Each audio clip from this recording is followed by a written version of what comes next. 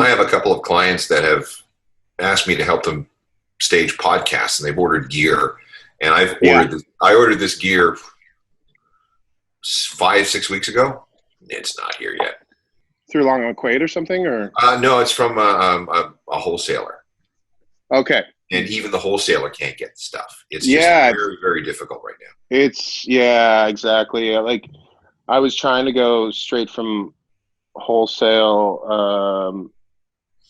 From like the manufacturer of like Apogee in California, and it just seems impossible to work with them. So I have a friend that is associated with L&M. So I'm waiting. I hope I get it like at some point.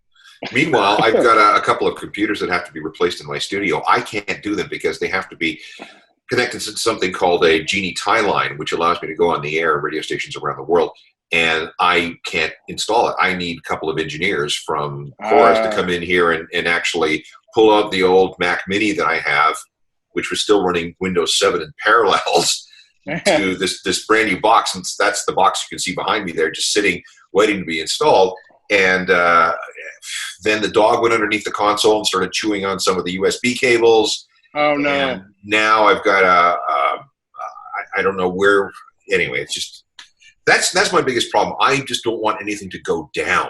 If it does go down, I'm not going to be able to fix it. Are you still keeping up to date on all of the podcasts? No, it's just business as usual for you, Alan? Yeah, it pretty much is. I do 2 podcasts a week. I've got the Ongoing History of New Music podcast that is basically, well, not basically, it's an edited version of the radio show, and I have to do a radio show every week, so that's fine.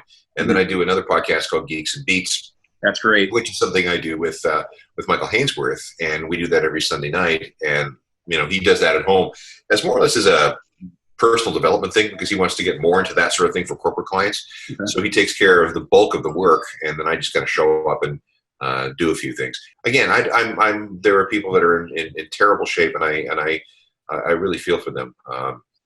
We're kind of lucky the way things have worked out. Yeah. Well, I have a question for Lowell. So you would normally make a good chunk of income touring and playing live. Yeah. How has that affected you? I'm kind of okay for like, I have some savings and stuff like that to carry me through, but my income through that stuff is like, gone. So it's, if I thought things were uncertain for myself before, they're more uncertain now as far as like making any sort of like future plans. I've lived pretty like frugally as like you're a nomad. I'm aware of the kind of path that I've chosen, the kind of like ups and downs, so I'll be okay, but who knows. Well, I mean, I don't know, like if I'm in the same position in a year, I might be stressing out a bit more. Well, here's the situation is that, in Canada, we have the prime touring season, which is May to September.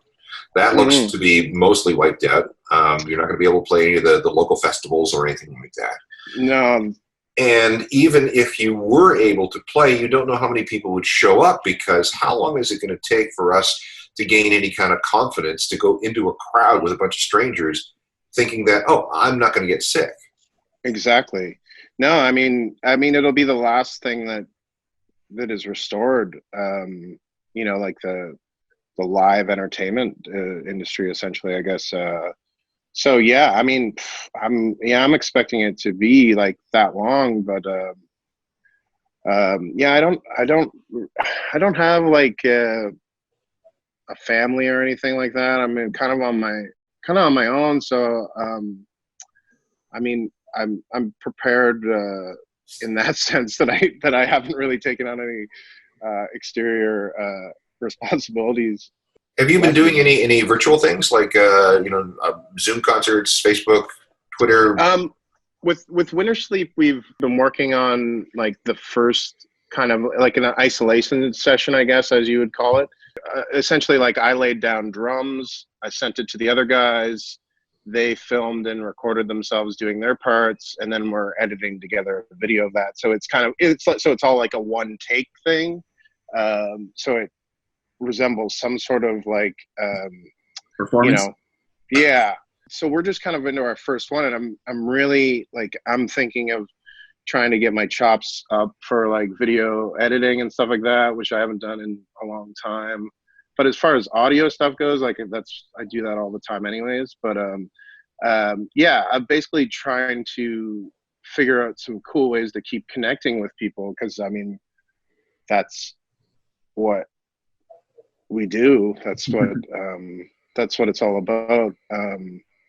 Because we don't know what the future is and the uncertainties, are you guys even trying to write new music, or are you moving forward in any way, or just kind of? I've been chipping away at like old voice memos that I have.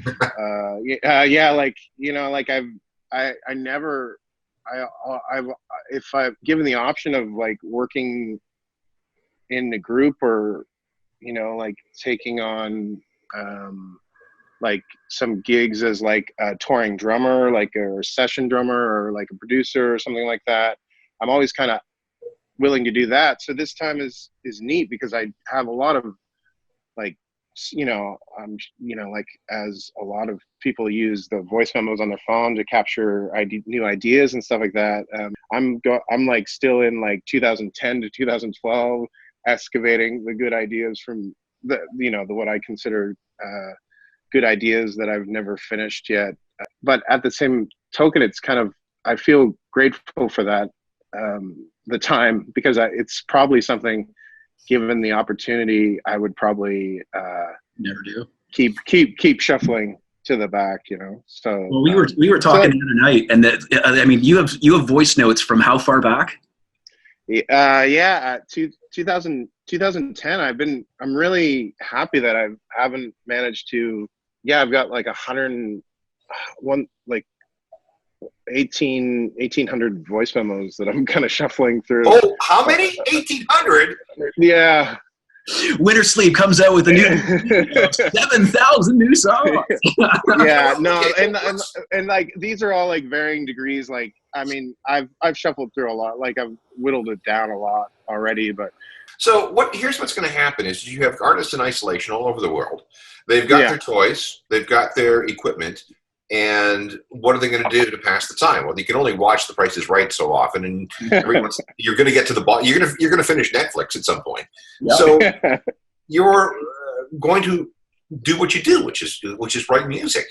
It's going to be really interesting to see what kind of things come out of this period of enforced isolation. Now, with you, and people have asked me about this, with you, what are you feeling? Are you writing material based on your current circumstance, your current emotional state, or are you looking for some other things to give you inspiration? The inspiration, a lot of the voice memo ideas that I have that I've worked on thus far, there was a basis kind of laid out already, but just unfinished. So there's an idea from like a past version of myself that still resonates with me.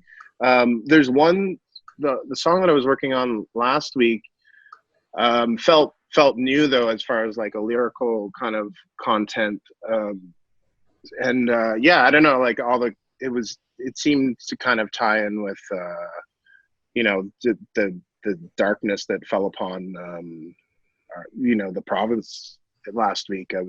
Oh, and yeah, of course, that's the other thing. Yeah, but nothing like directly related to how that could happen, you know. And you know, pandemic or no pandemic, I guess. Well, Alan, I mean, you're in the same boat. I mean, I don't remember if you remember the very first time I came to Toronto, when you would take your Fridays off and meet with people.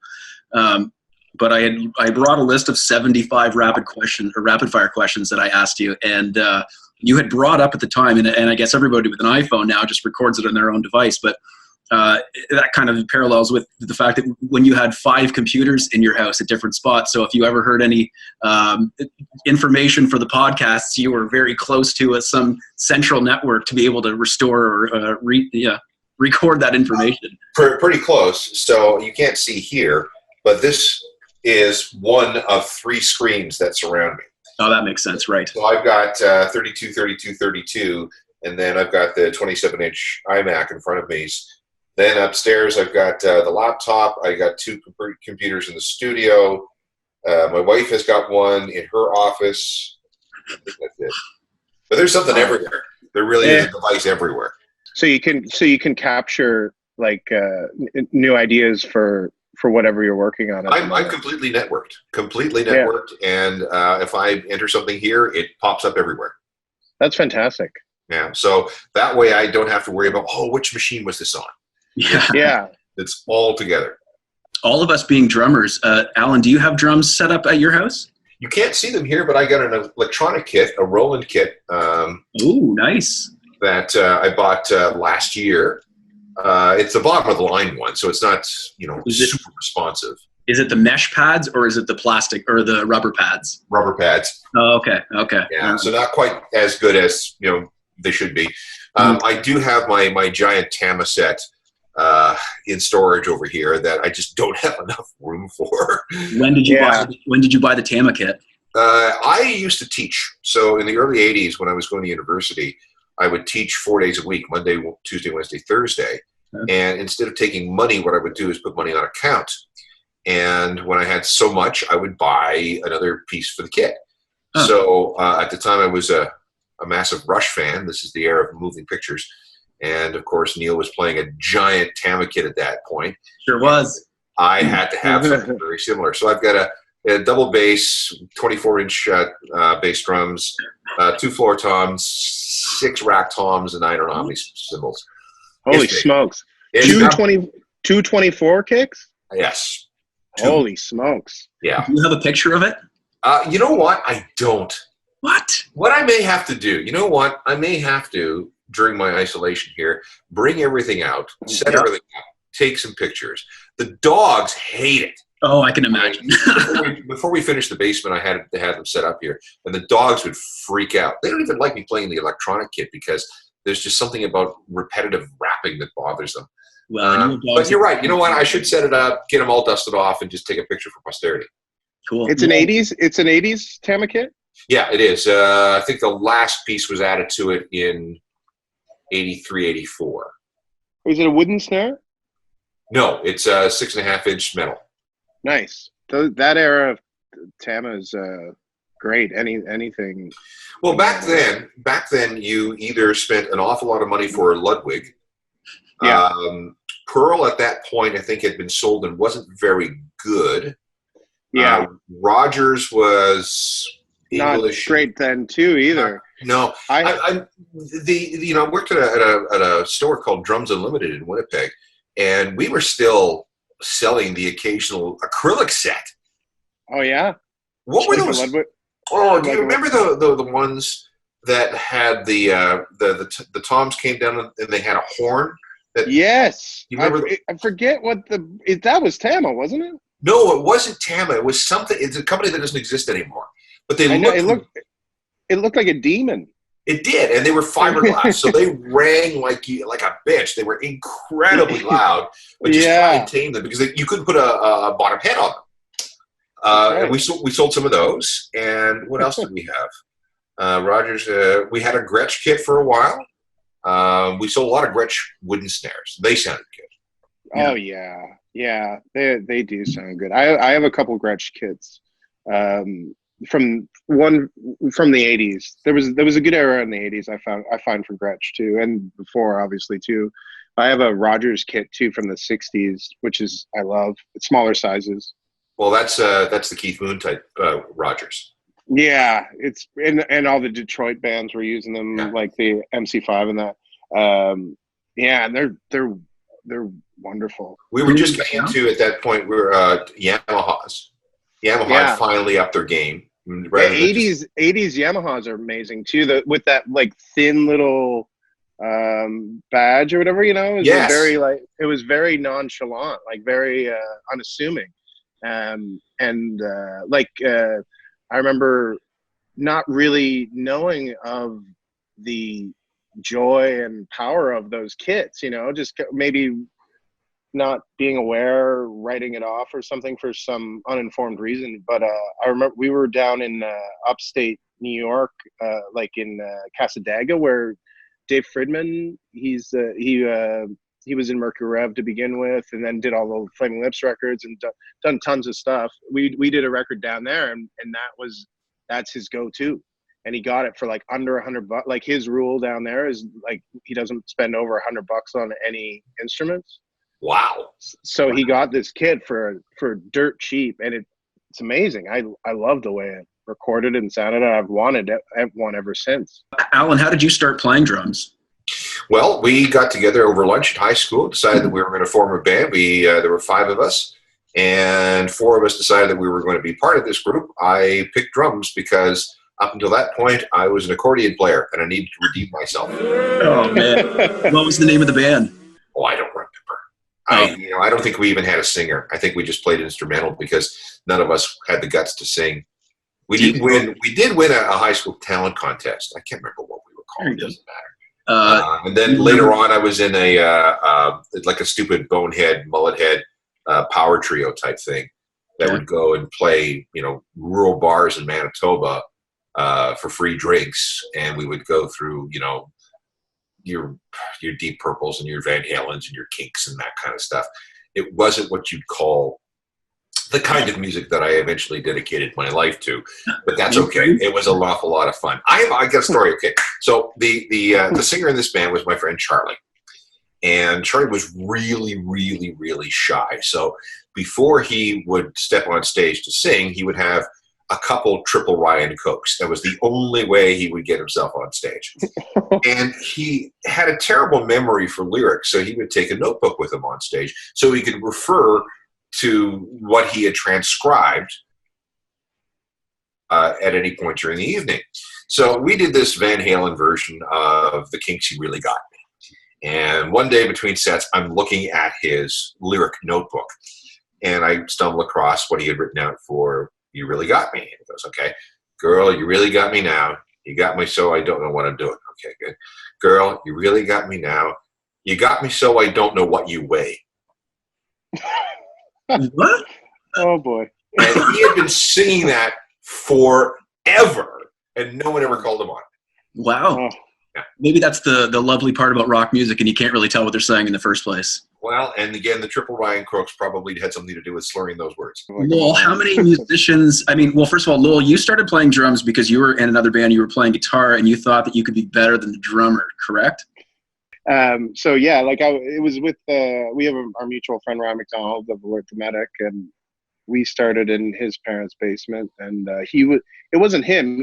I played guitar in that band, and that was fine. He was fine. And Ryan sucks at drums. he was, at the time, he was fine. But yeah, the next band that I played in, we cut this demo. We rented a 4-track from the music store in town, and so I ended up just redoing like tracking over his drums and you Dave Grohled him? Yeah, I Dave Grohled him. And then that was it. I've been playing live until recently. I did a solo show before this all happened on guitar and singing, but I've been behind I've had the best seat in the house for like 20 years, I guess. It's the best part about being a drummer. We get to just watch everything other than our drumming faces that make us look stupid while we're back there. Yeah, I got a few of those too. Alan, before we get everybody to go, I would love for you to be able to tell everybody how Led Zeppelin served you tea.